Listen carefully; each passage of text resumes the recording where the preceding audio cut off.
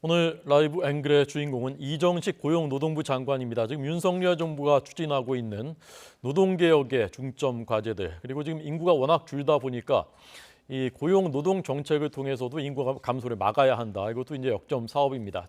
자세히 듣겠습니다. 어서 오십시오. 예, 안녕하십니까. 반갑습니다. 나와주셔서 감사합니다. 우선 지금 그 인구 문제가 워낙 심각하니까 지금 출산율이 올해는 0.6명대까지 떨어질 수 있다라는 이제 보도가 최근 나왔고요. 2.1명은 돼야 인구가 유지된다고 하는데 지금 3분의 1이 됐고, 그래서 이제 인구 감소를 어떻게 막을 것인가 이제 우리 사회의 중요한 화두입니다. 고용노동부 차원에서도 이 근로정책을 인구 감소 막기 위한 정책을 마련하시고 계시다면서요? 예, 그렇습니다. 지금 대한민국이라는 나라가 소멸될 정도로 네. 그 지구상에서 우리나라가 학계 출산율이 최고 낮은데 여러 가지 요인에 의해서 그 결혼하고 애를 낳고 기를 겁니다.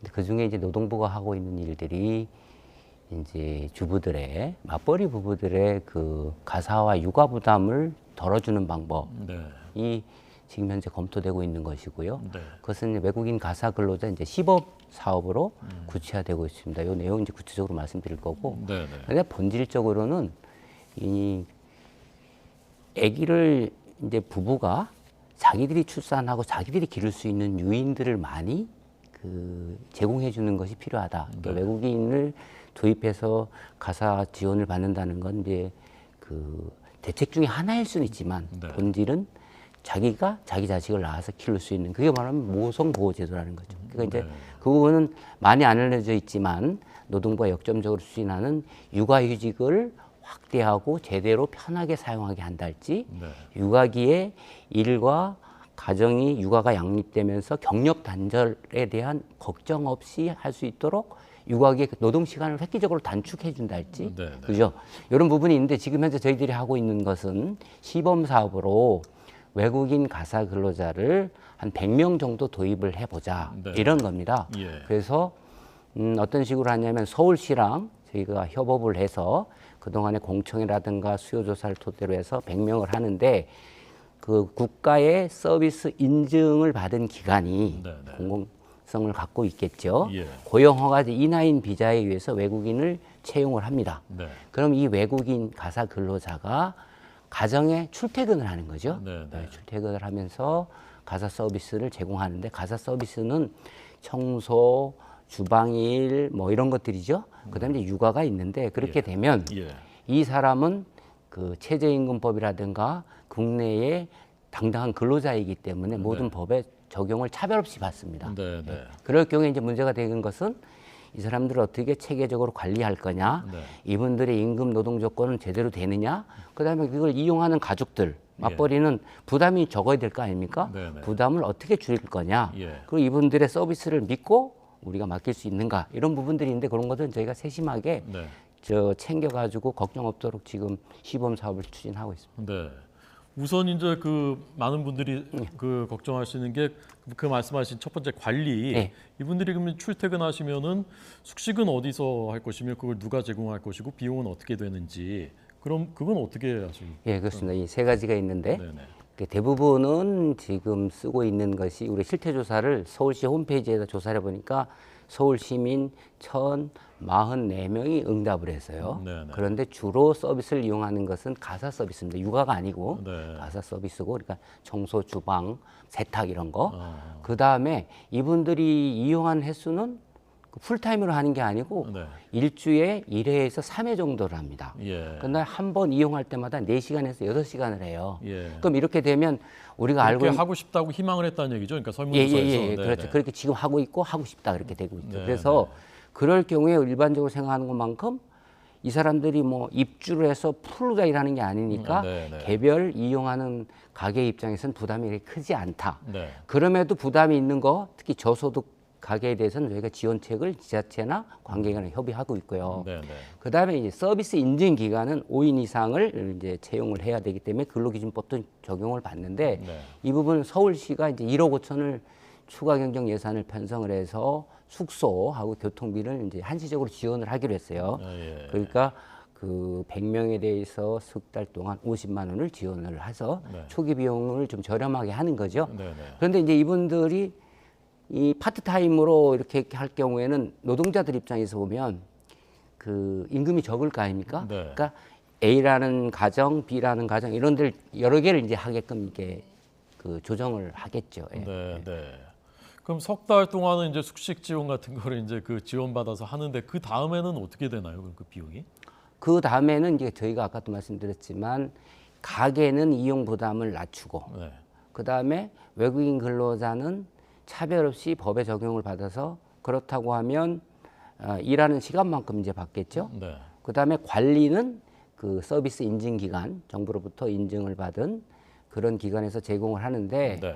그럴 경우에 아까 제 지자체랑 협의해서 뭐 이제 뭐 바우처라든가 저희가 지금 원래 이게 그 공론화되기 시작한 것은 가사 노동은 그동안에 사인 간에 지인 간에 어름어름으로 소개서 하거나 직업 소개서를 통해서 그 이용을 했어요. 네, 네. 그래서 현재 그게 고령화되고 그리고 50대 이상이 92%거든요. 공급이 딸리고 그러니까 단가가 올라가고 그런데 이분들은 어엿한 직업으로 인정을 못 받아서 법적인 보호를 못 받았습니다. 네, 네. 그런데 작년도에 가사 근로자법이 제정이 돼서 이분들도 어엿한 이제 노동자가 된 거죠. 네. 그래서 이제 법적인 보호를 받고 있기 때문에 모든 법에 그 최저임금법 포함해서 차별 없이 그 법의 보호를 받는다. 그럼 이제 비용 부담이 있을 거 아니겠어요? 네, 네. 그래서 저희가 이제 그 대기업이랑 지자체랑 관계부처랑 협업해서 바우처 제도랑 또는 뭐 복지몰이랑 이래 해가지고 가사 노동 시장을 이제 활성화하려고 했는데 이제 조정훈 의원이 최저임금 반값으로 하자 이래서 이게 지금 논란이 되고 있는 건데 실제는 아까 말씀드린 대로 가게에서 풀로 뭐 입주해서 육아를 하는 이런 식은 아니고 네, 네. 파타임으로 그 간헐적으로 가사를 쓰고 있는데 그럴 경우에 지금 작년까지 저희가 실태 조사해 보면 시간당 15,000원에서 14,000원 정도 되는 거거든요. 네, 예, 네. 그래서 큰 부담은 없겠지만 그래도 저소득 가게에 대해서는 저희가 재정적으로 지원하는 방안을 다각적으로 만들고 있다. 예, 이렇게 네. 말씀드리겠습니다. 그래서 지금 제가 듣기로는 이제 우리가 이제 보통 조선족이라고 부르는 그 중국 동포들이 입주해서 하는 게 보통 한 월 250에서 300 정도 이제 된다고 하는데 이건 파트타임으로 원하는 때 하는 것이기 때문에 그보다 이제 비용은 낮출 수 있게 그렇습니다. 되는 예. 것이고 육아보다는 주로 이제 가사에 예. 쓰겠다는 이제 분들이 많은 예, 그렇습니다. 예, 그런 주로 이제 동남아에서 많이 오시는 걸 상정하고 계신 거죠? 지금 저희는 이제 필리핀을 상정하고 있습니다. 필리핀은 이제 체계적으로 국가에서 훈련을 시켜서 자격증을 주고 있거든요. 아, 그렇군요. 그래서, 필리핀이 가사 노동자가 전 세계적으로 많이 가 있고 네. 저희도 우선적으로 필리핀을 고려하고 있습니다. 예. 그럼 이제 우리 말을 하는 것 이런 것도 이제 좀 그 인정을 하시는 건가요? 그게 굉장히 중요하죠. 그러니까 이제 우선 우리 그 노동자들도 법의 보호를 받아야 되지만 가사 서비스를 이용하는 입장에서 보면 이게 믿을 수 있냐, 언어는 통하느냐, 그다음에 그런 경력이나 자격이 있느냐 네, 혹시 이런 뭐 거잖아요. 범죄를 저질렀다거나 이럴 그래서 수도 있고. 철저히 신원을 검증하고 네. 그쪽에서 훈련을 통해서 자격증을 받은 사람을 저희가 선발하는데 예. 국내에 들어와서도 다른 E9 비자로 들어오는 단순 그 저숙련 인력보다는 이분들은 단순 저숙련 인력이라고 볼 수는 없거든요. 네, 네. 그래서 교육도 훨씬 더 강화를 할 겁니다. 네, 예, 알겠습니다. 자, 그래서 이제 6개월 동안 시범 사업을 이제 12월부터 서울에서 이제 1,000명을 하시는 100명. 100명을 예. 하시는 건데 이게 그 싱가포르나 홍콩에서 이런 이 사업들이 사실 이제 활성화가 됐었는데 이게 출산율을 높이는 데는 도움이 안 됐다라는 이제 통계가 있더라고요. 어떻게 생각하십니까? 예, 그 출산율을 결정하는 요소는 굉장히 많습니다. 그런데 그 중에 하나가 이제 가사와 육아와 일을 양립시킬 수 있는 것도 하나의 그 출산율을 높일 수 있는 요소는 되겠어요. 네, 그런데 네. 방금 말씀하신 대로 싱가포르나 홍콩 이런 데는 유의미한 출산율의 그 효과가 출산율을 높이는데 효과가 있지 않았다. 네. 이렇게 되지만 또 다른 나라는 그 시간을 좀 이렇게 언제서 언제까지 잡느냐에 따라 다를 거잖아요. 네, 네. 근데 어떤 나라는 뭐 또 효과가 있었다라고 하는데 아까도 말씀드렸지만 애를 낳아서 결혼을 하고 애를 낳아서 이렇게 기르는 것은 이제 부모의 몫으로 하는 것이 가장 바람직하겠죠, 그죠? 네, 네. 그래서 그동안에 한 280조 원을 역대 정권에서 저출산 문제를 해결하기 위해서 쏟아부었는데 효과가 없고 오히려 학계 출산은 0.7 밑으로 내려가잖아요. 네, 네. 그래서 이제 정부가 역점을 두고 있는 게 모성보호. 모성보호가 뭐겠어요? 그 애를 낳아서 결혼하고 임신하고 출산하고 육아할 동안에는 그 경력 단절에 대한 걱정 없이 네. 아기를 충분히 키울 수 있게끔 이런 보호 제도가 지금 충분히 구비가 돼 있는데 네. 그것도 더 확충하고 그래서 저희는 한 4가지 원칙입니다. 더 쉽게, 더 많이, 더 편하게 그리고 부부가 함께 공동 육아를 책임지게. 네. 그래서 그 임신, 출산, 육아기의 노동 시간을 줄이고 그때 그럼 이제 일하는 틈틈이 시간을 줄여서 육아를 하고 그게 굉장히 중요하잖아요. 네, 네. 그럴 때 이제 경력 단절이 안 되는 거죠. 그것도 저희들이 지원을 해준다 급여를. 네, 네. 이런 내용들을 이번 예산에는 대폭 저희들이 반영을 했습니다. 네, 새 예산에 이제 그런 것들이 내 아이는 내가 직접 기르는 게 제일 좋은 거 부모들이 제일 원하는 거니까 그거 지원할 수 있는 예산을 반영하셨다는 네, 말씀입니다. 그렇습니다. 자, 큰 주제로 봤을 때 첫 번째가 이제 이 그 출산율을 높이기 위한 근로정책. 두 번째는 현재 윤석열 정부가 추진하고 있는 노동개혁. 중점 과제가 크게 보면 3가지. 첫 번째는 이제 근로시간 개편. 두 번째는 정규직과 비정규직의 이중 구조를 개선하는 것, 그 차별을 줄이는 것. 그다음에 이제 세 번째가 법치주의 확립하겠다. 노사관과 관계에도 이것 아니겠습니까? 하나씩 여쭤보겠습니다. 우선 근로시간 개편 지난번에 이제 최대 주 69시간 나왔다 이제 크게 한번 홍역을 치렀습니다. 이건 언제 개편안이 다시 나옵니까? 예, 그 잘 정리해 주셨는데 네. 노동개혁이 3대 개혁의 핵심이면서 연결고리다, 그죠? 교육개혁과 연금개혁. 노동개혁은 또 3가지로 나눠줄 수 있는데 제도의식 관행을 다 바꾸겠다. 네. 그중에 이제 제도의식 관행 중에 핵심이 노사법치, 네. 둘째는 이중구조와 약자보호, 셋째가 이제 규범의 현대화.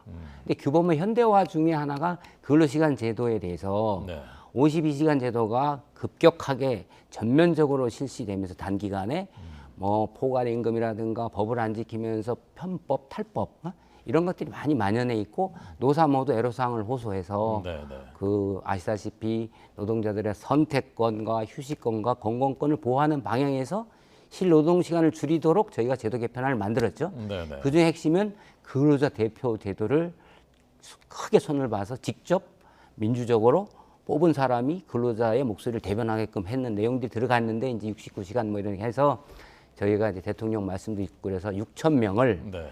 이제 그 노사는 정책 수요 조사를 하고 그 국민 일반은 인식 조사를 해서 제도 개편에 대해서는 어떻게 생각하고 있고 현 제도에 대해서는 어떤 애로사항이 있고 그리고 앞으로 현재 기업에서 이용하는 그런 제도는 어떤 게 있는가를 네. 해봤어요. 네. 근데 그게 이제 저희가 볼 때는 8월 말쯤 이렇게 이제 발표를 하려고 이렇게 했었는데 네. 이게 이제 6천 명을 이제 설문조사를 하고 나머지 상당수의 또 그 FGI라 해서 심층 면접을 했어요. 네, 그래서 네. 그걸 이제 정리를 하는 마무리 단계에 있는데 그 내용이 조만간에 발표가 될 겁니다. 그래서 네, 네. 어떤 과정 경위를 거쳐서 어떻게 표본이 설계돼서 6천 명을 설문조사를 해서 이렇게 나왔고 그 결과 앞으로 정부는 어떻게 하겠다. 네. 그런데 그 방향은 아까 말씀드린 대로 실노동 시간을 줄이면서 노사 현장의 애로 불편을 해소해주는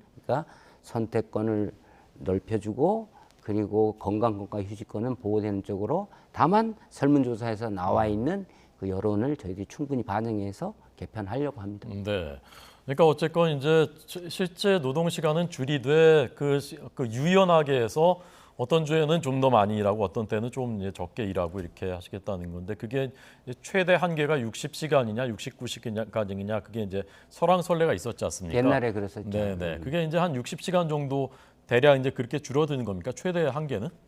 그 내용은 좀 더 저희가 지켜봐야 되겠지만 이건 네. 중요한 것은 그 우리가 설문조사 내용을 보니까 정말로 이 52시간 제도가 들어오면서 애로사항이 많고 그래서 일감이 있는데도 일을 못한 노사가 그러면 이제 기업이 어려워지고 기업이 어려우면 노동자도 어려워지잖아요. 네, 네. 이런 데는 좀 허용을 해달라 그래서 네. 업종, 직종별로 이렇게 편차가 있어요. 그래서 이제 그런 내용들은 제가 볼 때는 이제 구체적으로 어떤 업종에 어떤 수준의 건강권과 휴식권을 보호하면서 실노동 시간을 줄일 수 있는 방향의 애로를 해결하는 선택권 확대할 건가와 관련해서는 좀 논의가 필요해서 네, 네. 마지막으로 사회적 그 대화라고 할까? 이 부분이 좀 필요할 걸로 보입니다. 네. 예. 어쨌건 이제 그 새로운 개편안이 곧 조만간 방향, 발표된다는 개편 방향, 방향이. 설문조사 결과와 네. 앞으로 이 그동안 정부가 개편안을 내놓은 것들을 어떻게 하겠다는 네. 예. 추진 방향. 또 하나 이제 그 방향이 이제 그 노동개혁 중에 방향이 노사 법치주의 확립하시겠다. 이 관련해서 근로시간 면제 우리가 이른바 타임오프라고 알고 있는 이것에 대해서 최근에 실태 점검을 하셨더군요. 예. 어떻게 됐습니까 결과가? 이제 노사 법치가 왜 중요하냐, 뭐 그건 뭐 설명이 필요 없는 거잖아요. 네, 네. 이제 법은 공동체의 약속이잖아요. 노동조합을 만들고 활동하는 이유도 노사가 합의하는 규범을 만들어서 그죠? 그걸 지키고 점검하고 다시 또 개선하고 이런 거잖아요. 네, 네. 그 모든 거의 밑바탕에는 이제 법이 있는 거잖아요. 네. 헌법과. 그런데 이제 우리나라의 그 사용자의 불법 행위로는 뭐 임금 체불이라든가 부당 노동행위, 괴롭힘, 뭐 고갈임금 여러 가지가 있겠잖아요. 불공정 채용. 그중에 이제 부당 노동행위가 핵심에 있습니다. 네, 네. 이 부당 노동행위가 뭐냐면 노동조합은 우리가 일제에서 해방될 때 자주 독립 국가를 만들고자 했던 거잖아요. 네, 네. 어떤 조직이든 사람이든 간섭받고 뜻대로 못하는 자주적이고 독립적이지 못하면 정상적인 활동을 할 수가 없는 거잖아요. 네, 네. 그래서 노동조합을 활동을 함에 있어서 사용자로 하여금 엄격하게 금하고 있는 게 부당노동행위입니다. 네. 노동조합을 결성하거나 노동조합을 활동할 때 불이익을 준다. 그럼 안 되겠죠? 네. 그다음에 차별을 준다. 안 되겠죠? 노동조합을 결성해서 교섭을 요구하는데 정당한 이유 없이 교섭을 안 한다? 안 되겠죠? 네, 네. 이런 모든 것들. 그다음에 노동조합을 자기들 마음에 맞게 요리하려고 지배 개입한다? 그러면 안 되겠죠. 네, 네. 그러니까 다 부당 노동 행위로 엄격하게 금지하고 있는 건데 네. 그중에 부당한 지원이 있습니다. 예, 예. 그 지원과 관련해서 우리 사회에서 공감대가 형성된 게 아까 타임오프라고 근로시간 면제제도 이것은 최소한 노동조합 활동을 하는데 꼭 필요한 부분이다. 그래서 근로자 면제심의위원회 경산의회가 있는 네. 거기서 필요할 때 이제 심의해서 그 법정인 한도를 정하게 돼 있는데 이 한도를 크게 위반해서 네, 네. 어떤 때는 막 3배 이상 예. 이런 데 사업장이 한 13%법 위반 네. 때가 있는데 이러한 노동조합의 자주성과 독립성을 침해하는 부당 노동행위는 법적으로 정상적인 노사관계 노동조합 활동을 왜곡하는 거기 때문에 그리고 네. 그것이 결국 궁극적으로는 조합원들이나 취약한 근로자들한테 피해가 되지 않겠습니까? 네, 네. 엄하게 금하고 있는데 과거에는 우리가 이제 샘플 조사를 했었어요. 네. 근데 이번에는 저희가 1,000명 이상 사업장을 전수 조사를 했습니다. 어. 근데 사용자를 대상으로 했는데 사용자한테 몇 번을 확인했습니다. 왜?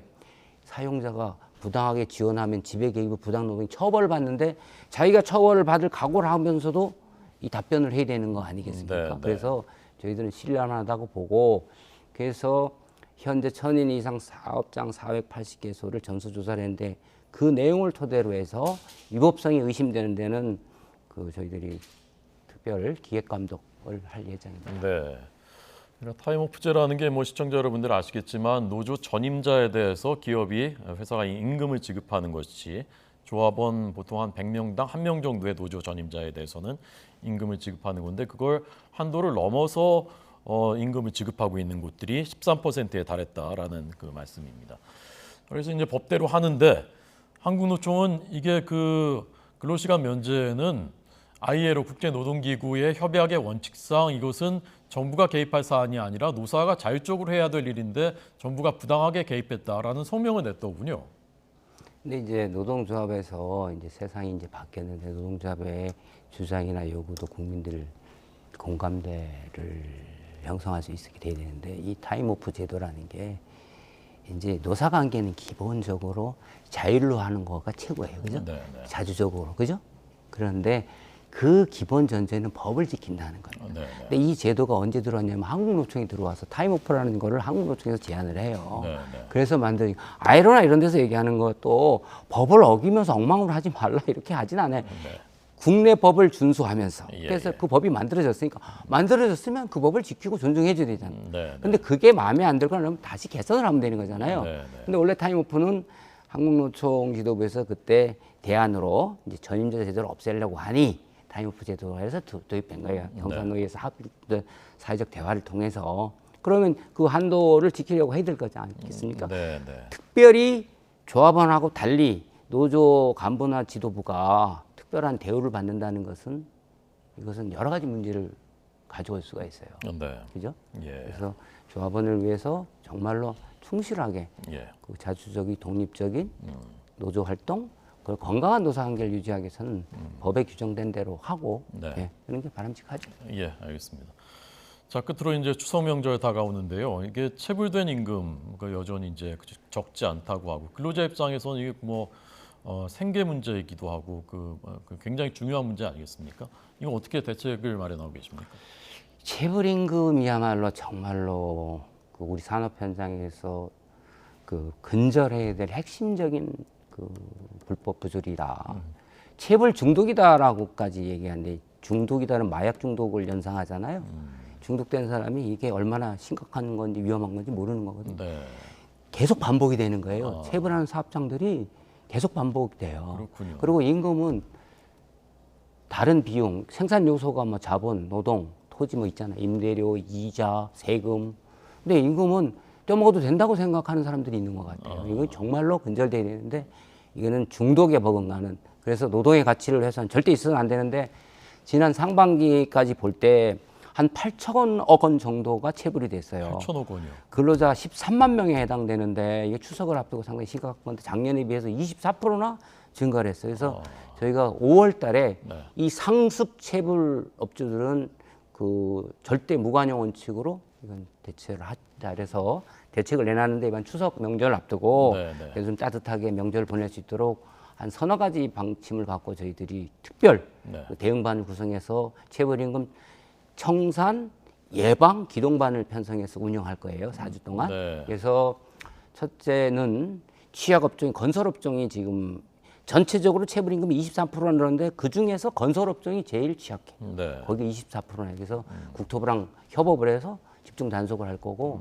그다음에 청년, 장애인, 외국인, 여성들이 있는 노동시장의 약자들이 있는 데가 좀 취약합니다. 이런 데 적극적으로 저희가 체불임금 적극적인 청산 예방을 할 거고 네. 그다음에 이제 정말로 상습 반복적으로 하는데 이런 데 무관용으로 네. 그리고 악의적으로 재산을 은닉하는데 이런 건 구속 수사를 원칙으로 할 겁니다. 그리고 네. 네. 이제 청산을 빨리 하는 게 중요하잖아요. 네. 그래서 이제 대신 정부가 지급해주는 그래서 대지급금도 14일 동안 처리하게 되는데 대폭 줄여서 7일간에 예. 그 체불임금을 청산할 수 있도록 네. 이렇게 하고 그리고 이제 마지막으로는 그 저희가 기동반에서 휴일 주말도 없이 네. 저희들이 현장에서 정말로 노동자를 한 사람이라도 따뜻하게 추석 명절을 맞도록 최선을 다하고 있습니다. 아, 네, 알겠습니다. 자, 우리 사회 노동 현안들에 대해서 오늘 이정식 고용노동부 장관에게 들었습니다. 감사합니다. 잘 들었습니다. 네, 감사합니다.